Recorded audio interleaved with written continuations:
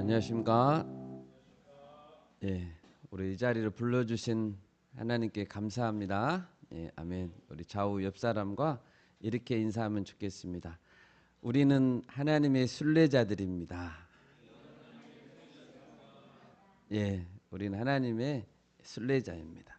본향을 향해 걸어가는 순례자인 줄 믿습니다.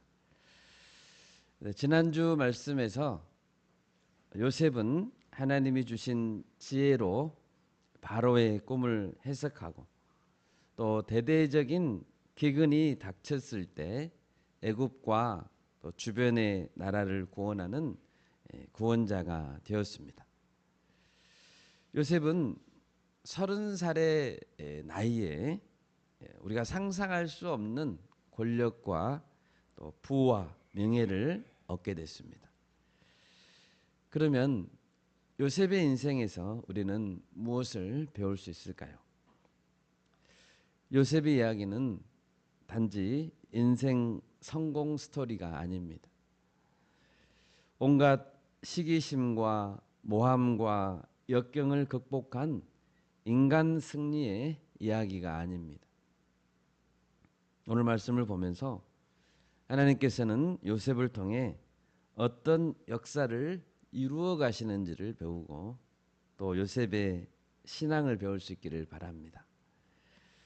오늘 본문을 보시면 첫째로 요셉은 형들의 죄악을 깨닫게 하며 도왔다라는 사실을 알 수 있습니다. 1절을 보십시오. 요셉은 그 정을 억제하지 못하여 소리질러 모든 사람을 자기에게서 물러가라 라고 말했습니다. 그리고 2절을 보시면 큰 소리로 울었습니다. 엉엉 운 거죠. 그 전까지 형제들을 만났을 때 요셉은 그 정을 억제했었습니다. 창세기 42장에서 이제 처음 형제들을 보았는데요. 그때 자신을 밝히지 않고 몰래 울어야 했습니다. 42장 24절을 보십시오. 42장 24절을 보시면 요셉이 그들을 떠나가서 울고 다시 돌아와서 그들과 말하다가 그 중에서 시몬을 끌어내어 그들의 눈앞에서 결박했다라고 했습니다. 여러분, 요셉은 왜 처음부터 자신을 드러내지 않고 감정을 억제했을까요? 처음에 형들이 애굽에 찾아왔을 때 요셉은 형들인 줄을 단박에 알아봤습니다. 그런데 드러내지 않았습니다. 그리고 일부러 그들을 몰아세웠습니다. 당신들은 필시 정탐꾼들이다. 스파이다. 그리고 시므온을 볼모로 잡고 막내 베냐민을 데려오도록 몰아세웠습니다. 애굽의 높은 총리가 엄한 모습으로 압박하는 가운데 형들은 무엇을 깨달았습니까? 자신들이 과거에 동생 요셉에게 지은 죄를 깨닫게 됐습니다. 창세기 42장 21절과 22절 우리 같이 한 목소리 읽겠습니다. 21절과 22절입니다. 그들이 서로 말하되 우리가 아우의 일로 말미암아 범죄하였도다. 그가 우리에게 애걸할 때에 그 마음의 괴로움을 보고도 듣지 아니하였으므로 이 괴로움이 우리에게 임하도다. 루벤이 그들에게 대답하여 이르되 내가 너희에게 그 아이에 대하여 죄를 짓지 말라고 하지 아니하였더냐. 그래도 너희가 듣지 아니하였느니라. 그러므로 그의 핏값을 치르게 되었도다 하니. 그의 핏값을 치르게 되었도다. 이처럼 형들이 서로 죄를 실토하고 지적하는 그 모습을 보고 요셉은 따로 가서 울어야 했습니다. 사실 요셉이 형들을 만난 것은 얼마나 기쁜 일입니까? 17살에 팔려서 13년의 고난 끝에 30살의 총리에 올랐습니다. 그리고 7년 풍년이 지나고 약 2년 정도 지났을 때였습니다. 그러니까 대략 22년, 21년, 22년 이 정도 만에 형제들을 만난 것입니다. 얼마나 반가웠겠습니까? 그런데 요셉은 드러내지 않았습니다. 대신 울었습니다. 요셉은 가나안으로 돌아가는 형들의 곡식 자루에 몰래 돈을 도로 넣게 했습니다. 42장 28절에서 형들은 돌아가는 길에 곡식 자루에 자기들의 돈이 있는 것을 발견했네요. 혼이 나서 떨며 서로 돌아보며 말하되 하나님이 어찌하여 이런 일을 우리에게 행하셨는가? 애굽 사람들이 우리에게 어찌 이런 일을 행하셨는가라고 말했습니까? 아닙니다. 애굽 사람들이 우리에게 왜 이런 일을 행했는가라고 말한 것이 아니라 하나님이 어찌하여 이런 일을 행하시는가라고 하나님께 그 원인을 돌립니다. 수개월이 지났습니다. 가져갔던 식량이 다 떨어지자 형제들은 다시 애굽을 찾아갈 수밖에 없었습니다. 창세기 43장에서 요셉은 형제들을 두 번째 만났습니다. 형들은 애굽 총리의 청지기에게 지난번 곡식 자루에 돈이 들어있었던 그 일은 자기들도 모르는 일이라고 해명했습니다. 이때 요셉의 청지기의 말이 무엇이었습니까? 43장 23절을 보십시오. 43장 23절 같이 읽겠습니다. 그가 이르되 너희는 안심하라 두려워하지 말라 너희 하나님 너희 아버지의 하나님이 재물을 너희 자루에 넣어 너희에게 주신 것이니라 너희 돈은 내가 이미 받았느니라 하고 시몬을 그들에게로 이끌어 내고. 누가 자루에 돈을 넣었다고요? 하나님이.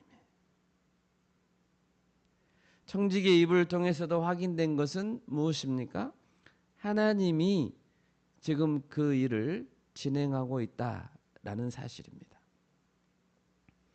요셉은 이번에는 처음에 만나지 못했던 막내 베냐민까지 볼 수 있게 됐습니다.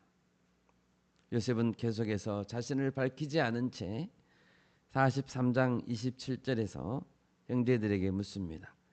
너희 아버지, 너희가 말하던 그 노인이 안녕하시냐? 아직도 생존해 계시느냐? 물었습니다. 그리고 43장 30절에서 요셉은 아우를 사랑하는 마음이 복받쳐 급히 울 곳을 찾아 안방으로 들어가서 몰래 울었습니다. 얼굴을 씻고 그 정을 억제해야 했습니다. 오늘 본문 1절에서는 이제 도저히 억제하지 못하고 큰 소리로 엉엉 울었습니다. 그리고 자신이 누구인지 비로소 알렸습니다. 요셉은 자신을 숨기고 시므온을 볼모로 잡아두는 과정에서 형들에게 하나님이 살아계심을 깨닫게 하고자 했습니다. 하나님은 죄를 미워하십니다. 하나님은 죄를 끝까지 추적해서 회개하게 하십니다. 이 사실을 깨닫게 하고자 했습니다. 이것이 형들을 제대로 돕는 길이었습니다. 두 번에 걸쳐 요셉을 만나는 동안 형들은 죄를 스스로 깨닫게 되었고 회개하게 됐습니다. 여러분, 하나님은 거룩하십니다. 아멘.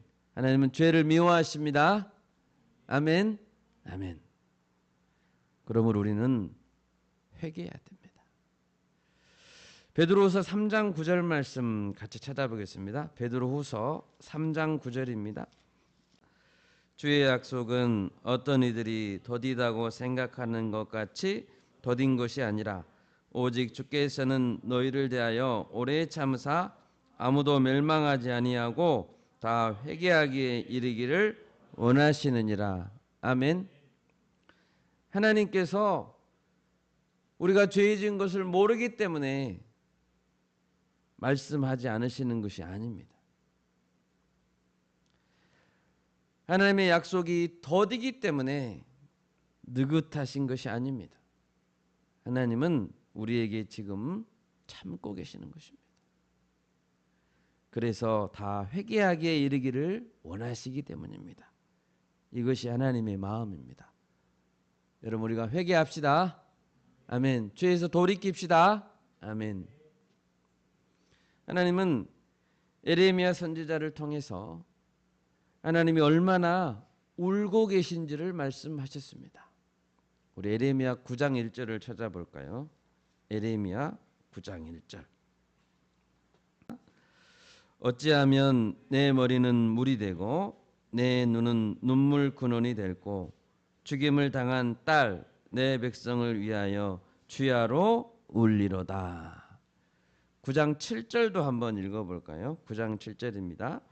그러므로 만군의 여호와께서 이와 같이 말씀하시되 보라 내가 내 딸 백성을 어떻게 처치할꼬 그들을 녹이고 연단하리라. 아멘. 여러분, 아버지로서의 하나님의 마음을 우리는 느껴야 합니다. 어린 자녀를 키워보신 분도 계시고 앞으로 키우실 분도 계시는데요. 이미 아시는 분들은 아시겠지만 딸 바보라는 말이 있습니다. 여러분 그 말씀 들어보셨죠? 딸 바보. 무슨 뜻입니까? 어린 딸 앞에서는 다 바보가 된다. 특히 아빠들은 그냥 바보가 돼버려요. 바보. 요즘 SNS에서 이런 말을 본 적이 있습니다. 아들을 위해서는 자신이 죽을 수 있는데 딸을 위해서는 누군가를 죽일 수 있다 라는 말입니다. 적절하지 않은 말일 수도 있는데 한편으로는 잘 이해가 되는 말입니다. 특히 성경에서 아버지 하나님의 사랑을 보면 이해할 수 있는 말이네요.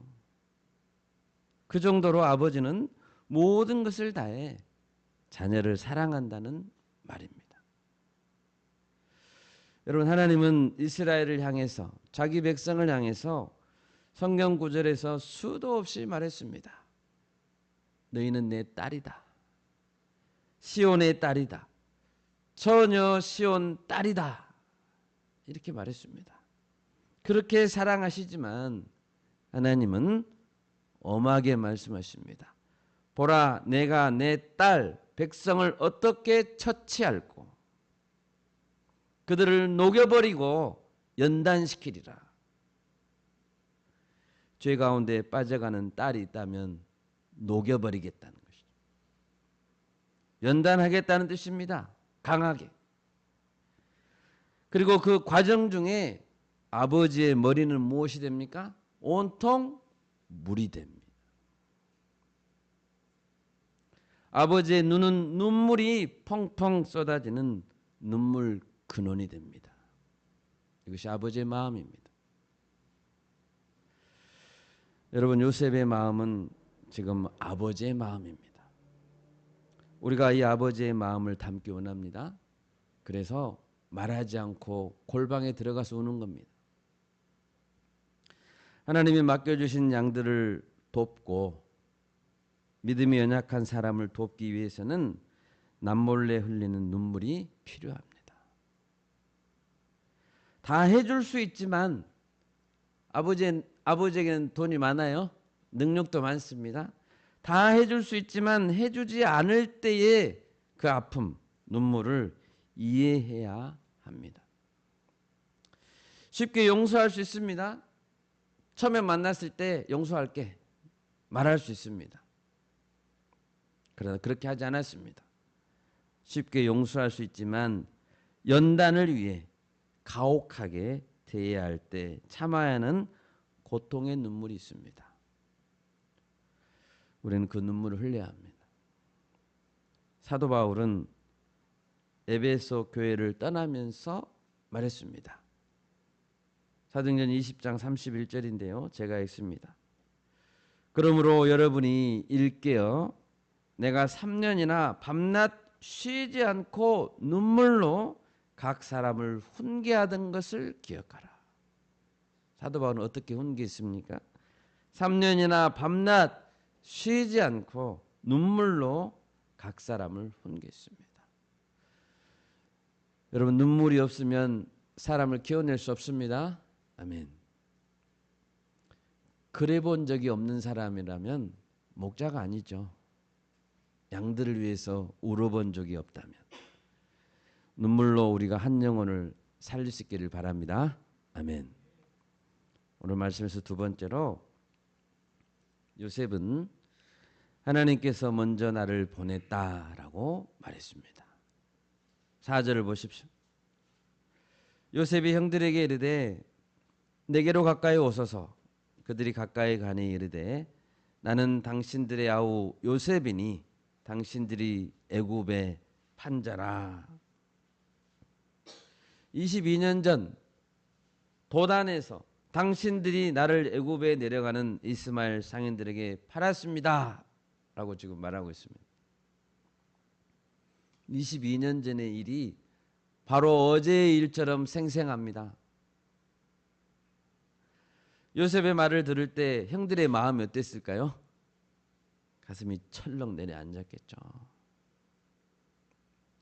구덩이에 빠지지 않으려고 몸부림치던 그 동생, 상인들에게 팔려가지 않으려고 애걸했던 그 동생, 형들은 고개를 숙였습니다. 그리고 벌벌 떨었습니다. 만약 4절을 요셉이 말하고 5절을 말하기 전까지 침묵의 시간을 계속 가졌다면 분위기는 어떻게 됐을까요? 분위기는 험악해졌을 거예요. 그런데 요셉이 5절을 곧바로 말했습니다. 5절입니다. 당신들이 나를 이곳에 팔았다고 해서 근심하지 마소서. 한탄하지 마소서. 하나님이 생명을 구원하시려고 나를 당신들보다 먼저 보내셨나이다. 근심하지 마소서, 한탄하지 마소서라는 말은 어떤 뜻입니까? 요셉이 무슨 일이 있어도 복수하지 않겠습니다 라는 뜻입니다. 한탄하지 말라는 것은 더 이상 과거를 떠올리며 스스로를 비난하지 말라는 것입니다. 자책하지 말라는 뜻입니다. 여러분, 요셉은 당대 최고의 막강한 권력을 가진 자입니다. 그렇지만 요셉은 복수하지 않을 것입니다. 하나님이 우리에게 힘을 주셨습니까? 부를 주셨나요? 복수하라고 주신 것이 아닙니다. 예, 아멘. 요셉은 말합니다. 하나님이 생명을 구원하시려고 나를 보냈습니다. 요셉이 팔려온 것은 맞지만 하나님이 보내셨다라고 말합니다. 형들이 자책하지 말아야 될 이유, 요셉이 형들에게 보복하면 안 될 이유가 여기에 있습니다. 요셉은 보복할 수 있다고 해도 보복하면 안 돼요. 왜 안 됩니까? 왜 요셉이 보복하면 안 되죠? 하나님이 보냈기 때문입니다. 요셉이 만약 복수를 하고 싶다면 누구에게 복수해야 됩니까? 형들에게 복수할 게 아니고 하나님께 복수해야 됩니다. 왜요? 하나님이 보내셨기 때문에. 하나님, 저는 이해가 안 됩니다. 그때 왜 그랬어요, 하나님? 하나님 내게 설명해 주세요. 하나님께 따져야죠. 그런데 본문 5절에서 8절까지 계속 보시면 하나님께서 나를 보냈습니다라는 표현이 계속 반복됩니다. 4번이나 반복됩니다. 무엇을 말합니까? 철저히 하나님이 보냈다라는 고백이죠. 요셉은 그것을 철저하게 믿고 있습니다. 여러분이 지금 계시는 곳은 어디입니까? 어떤 상황 가운데 지금 있습니까? 나의 소망과 나의 계획과 다르게 내가 이해할 수 없는 이유 때문에 혹은 억울하게 지금 어떤 상황 가운데 놓여 있습니까? 그럴 때 우리는 하나님 앞에 고백해야 됩니다. 주님께서 나를 이곳으로 보내신 줄 믿습니다. 방금 요셉은 어떤 목적을 위해 하나님이 자신을 보냈다고 했습니까? 생명을 구원하시려고 라고 했습니다. 분명한 목적이 있죠. 딱 한 가지입니다. 생명 때문입니다. 생명을 구원하는 것을 위해서 요셉에게 고통의 길, 외로운 길, 이것을 하나님이 허락했다는 것입니다. 요셉은 또 말합니다. 하나님이 나를 당신들보다 먼저 보내셨나이다. 당신들보다 먼저 나를 하나님이 보냈습니다라는 이 말에는 2가지 의미가 있습니다. 먼저 첫 번째는 하나님께서 결국에는 가족 모두를 보내실 텐데 형님들보다 가족들보다 먼저 나를 보냈다라는 뜻입니다. 하나님께서는 야곱의 전 가족의 생명을 살리기 원하셨습니다. 그래서 애굽으로 보내시려고 하는데 먼저 요셉을 보냈다는 거죠. 요셉을 통해 야곱의 가족들이 살 수 있는 땅, 환경을 조성하시고 그 이후에 가족을 보냈다는 뜻입니다. 지난 22년간 어떤 일이 있었습니까? 형님들이 도단에서 이스마엘 상인들에게 요셉을 팔았습니다. 형님들은 그 시점 이후로 자기들이 판 이후로 어떤 일에도 관여할 수 없습니다. 형들은 모르는 일이에요. 요셉은 보디발의 집에 팔렸습니다. 보디발의 아내로부터 누명을 써서 감옥에 갇혔습니다. 바로의 술 맡은 관원장, 떡 굽는 관원장에게 꿈을 해석했습니다. 술 맡은 관원장은 2년이나 요셉을 잊어버렸습니다. 바로는 이상한 꿈을 꾸었고 총리가 됐습니다. 형님들은 팔았을 뿐인데, 단지 요셉을 팔았던 일만 했을 뿐인데 그 이후에 일어나는 모든 일은 하나님이 하셨습니다. 형님들이 한 게 아닙니다. 사실은 처음부터 모두 하나님이 하신 작품들입니다. 그래서 요셉은 형님들에게 보복할 수 없는 것이고 자기를 가장 먼저 보냈다라고, 하나님이 보냈다라고 고백하고 있는 것입니다. 또 하나님이 먼저 보냈다라는 것은 또 다른 의미가 있습니다. 2번째 의미입니다. 하나님이 요셉의 모든 가족을 애굽으로 보내실 계획은 형님들이 생각하기 훨씬 이전부터 계획된 일이었습니다. 그러니까 형님들도 나를 팔았지만 형님들이 팔았던 시점보다 하나님의 계획은 훨씬 이전부터 이미 계획되어 있었다라는 사실입니다. 하나님이 야곱의 집안을 애굽으로 보내시겠다는 계획은 언제부터 세워져 있었을까요? 창세기 15장. 창세기 15장은 유명한 장이죠. 하나님께서 아브라함에게 무뼈를 셀 수 있나 보라, 네 자손이 이와 같으리라 했던 그 장이 창세기 15장입니다. 그런데 이 말씀을 하시고 소위 횃불 언약식을 하시죠. 쪼갠 고기 사이로 횃불이 지나가는 언약식. 그 언약식을 체결하기 직전에 아브라함이 잠깐 잠을 잡니다. 그 잠 드는 그 가운데 하나님이 말씀하시죠. 우리 창세기 15장 13절을 찾아보겠습니다. 창세기 15장 13절부터 16절까지 읽겠습니다. 창세기 15장 13절에서 16절까지 같이 읽습니다. 여호와께서 아브라함에게 이르시되 너는 반드시 알라 네 자손이 이방에서 객이 되어 그들을 섬기겠고 그들은 400년 동안 네 자손을 괴롭히리니 그들이 섬기는 나라를 내가 징벌할지며 그 후에 네 자손이 큰 재물을 이끌고 나오리라. 너는 장수하다가 평안히 조상에게로 돌아가 장사될 것이요 네 자손은 4대 만에 이 땅으로 돌아오리니 이는 아모리 족속의 죄악이 아직 가득 차지 아니함이니라 하시더니 아멘. 이와 같이 하나님은 아브라함에게 오래전에 약속했었습니다. 400년 동안 이방 땅에서 나그네가 될 것이다. 4대 만에 돌아올 것이다는 약속은 이제 요셉을 통해서 실현되는 것입니다. 여러분 어디 그뿐입니까? 이 계획은 언제부터 세워졌을까요? 이스라엘 민족을 통해 하나님 이스라엘 민족을 선택하시고 여자의 후손 그리스도를 이 세상에 보내시고자 하신 계획은 언제부터 세워졌습니까? 이미 창세기 3장부터 시작된 거대한 프로젝트입니다. 하나님이 나를 당신들보다 먼저 보내셨나이다. 이 말 안에는 하나님의 원대한 구원 계획이 함축되어 있습니다. 스가랴 6장 13절에 볼 때 소위 성부 하나님과 성자 그리스도 사이에 만세 전에 평화의 은혼이 있었다라고 되어 있죠. 평화의 은혼.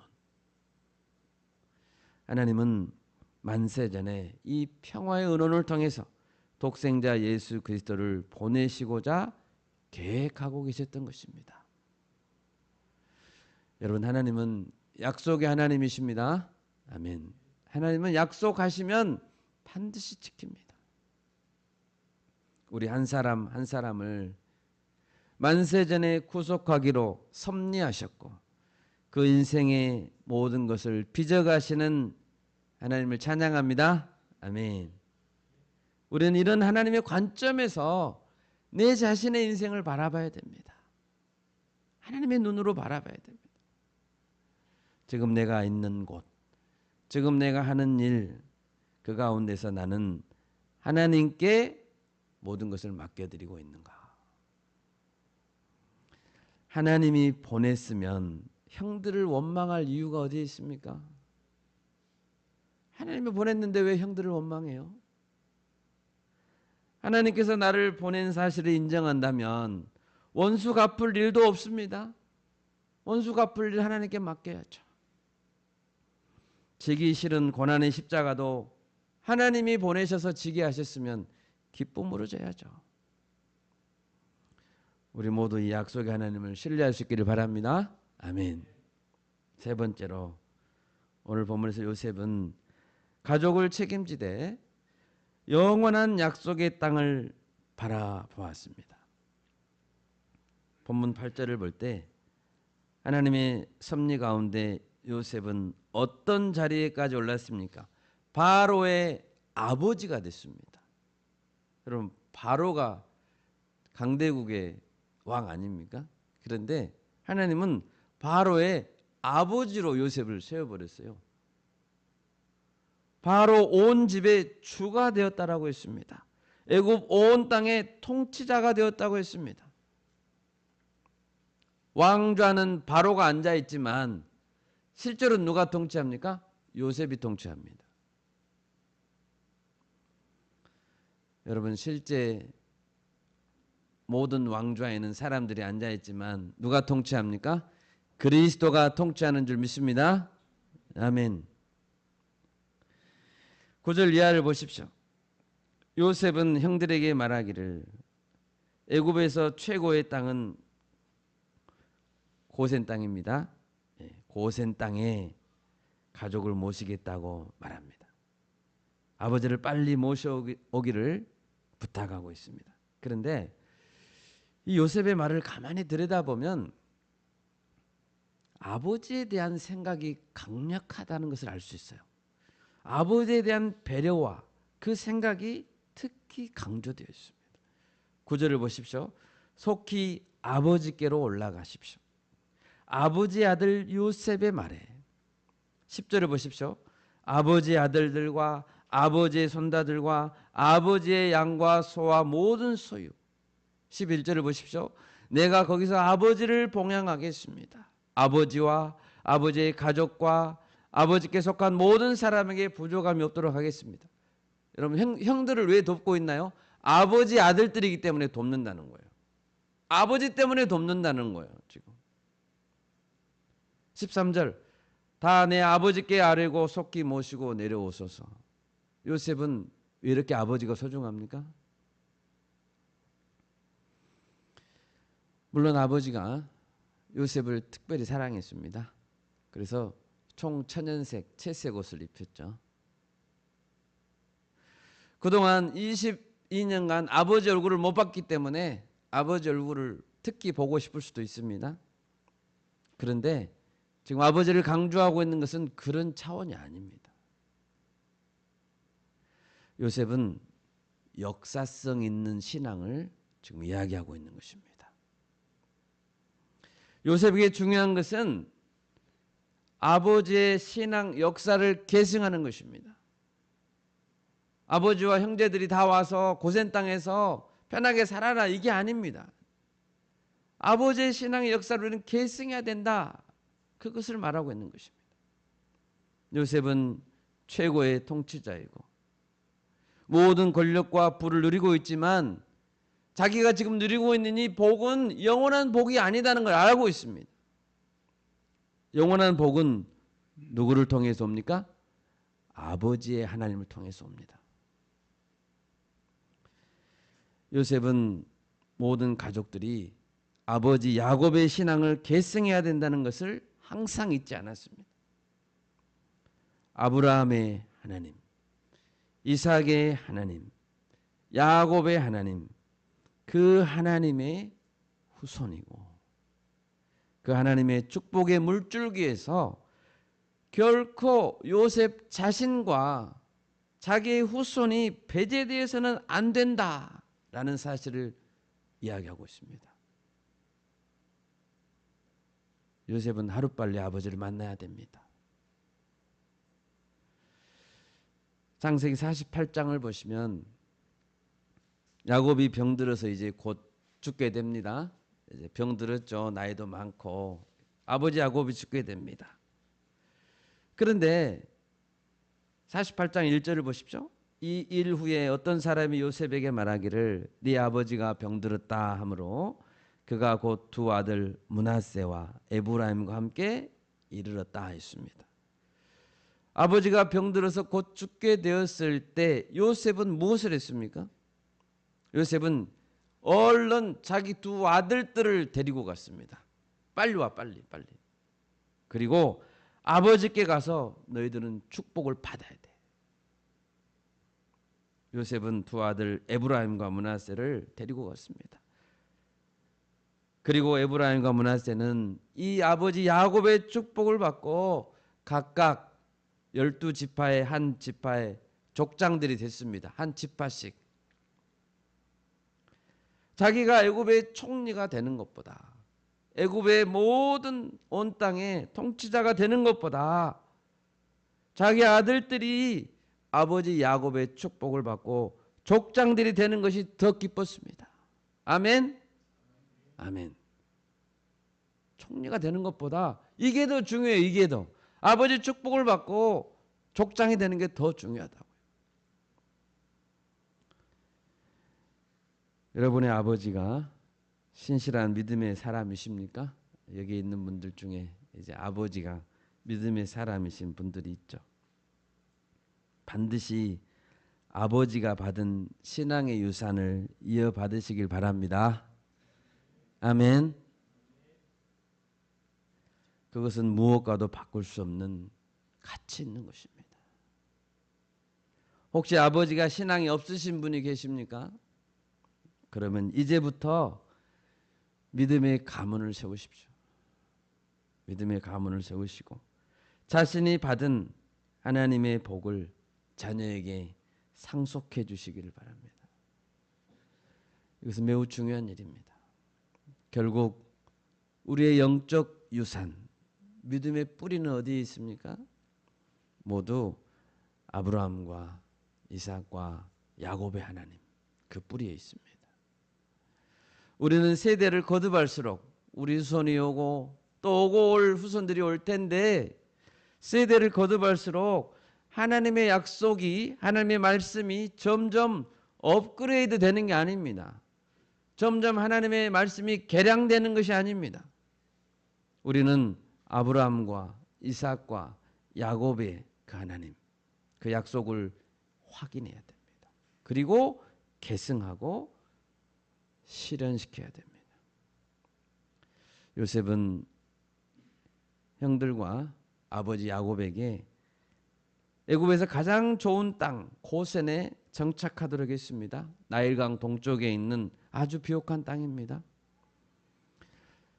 하나님은 오늘날 우리에게도 좋은 땅을 주실 것입니다. 가장 살기에 좋고 열매를 거둘 수 있는 땅을 주실 것입니다. 그렇지만 고센 땅은 영원히 머물 땅은 아닙니다. 고센에서 영원히 살아야 됩니까? 아닙니다. 400년만 살게 되어 있습니다.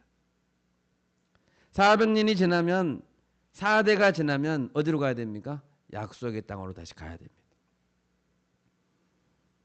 고센은 당분간 머물 땅이에요.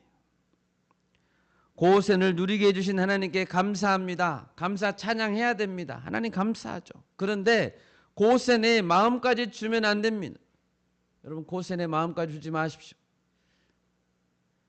요셉은 눈부시게 화려하고 안락하고 멋진 애굽 땅에서 살았지만 그의 마음은 항상 어디에 있었습니까? 가나안 땅에 있었습니다. 그의 마음은 항상 약속의 땅에 있었습니다. 그는 자신의 유고를 두고 명령했죠. 자신의 유골에게 명령했죠. 우리 창세기 50장 보겠습니다. 창세기 50장 24, 25절 같이 읽겠습니다. 창세기 50장 24, 25절입니다.